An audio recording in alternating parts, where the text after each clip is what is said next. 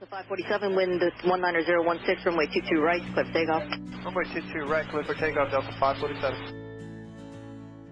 Taxi via Air traffic controllers protect our nation's airways.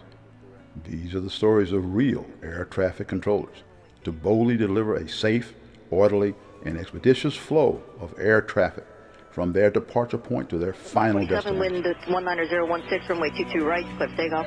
Runway 22 right, clear for takeoff, Delta 547. I was in the Air Force with Paul. Craig Hammond, Eddie Strayer, Sarah Strayer, we were all there at Eglin together. And they had Air New Orleans that flew flying there. At the time, they had Navajos. And it was nighttime. It was IFR. Sea limit was like, 400 overcast, whatever. And Air New Orleans decided that he wanted to take off IFR down to Destin to get gas at Destin because it was cheaper than at the terminal. He didn't have any passengers on the airplane.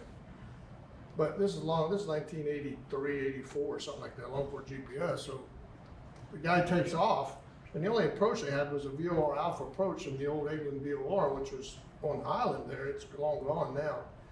And the minimums were, I don't know, 500 feet or something. It's like, it's like you're not gonna make it in there. What are you? On a good day, it's So 600 the guy miles. goes in there, goes missed approach first time, and I don't remember if he did it a second time or not. But finally, he said, "We need to come back to Eglin."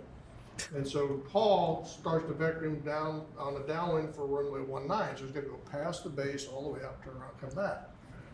And then the guy says, because emergency, I just lost an engine. So he lost an engine, and he said, he's emergency fuel. So the guy had emergency fuel. So Paul, and I can't remember if we got him one out, there was a runway 30 had an ILS to it, but I don't think the ILS was up. I think he did it like a surveillance, half-assed surveillance approach, rolled it out. And got this guy on final and everything. Got him going, he broke out of the clouds, he short final for 30, and the second engine quit. Problem was, he never put the gear down.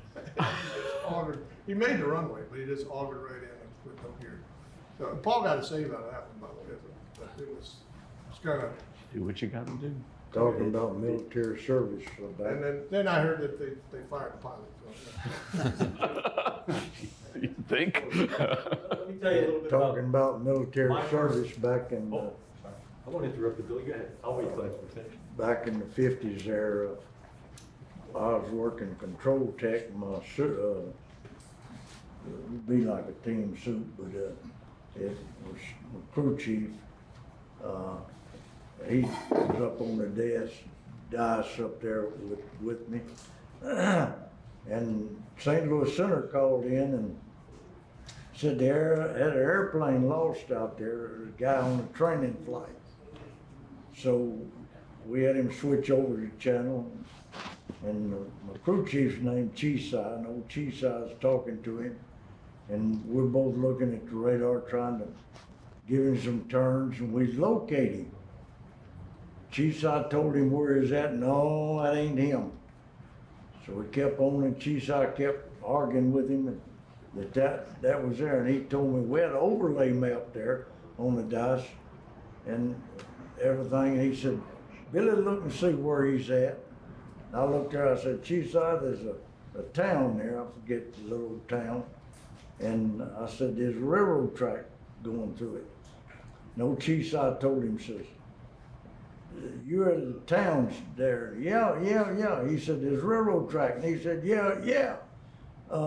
And Chisai said, "There's a train on it and it stopped." And that guy said, "Yeah, that's me, Senator. I'm not Senator. That's me."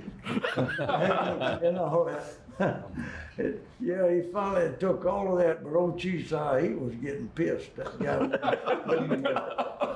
he wouldn't believe where he was at, But, in VFR people, you can have some funny stories.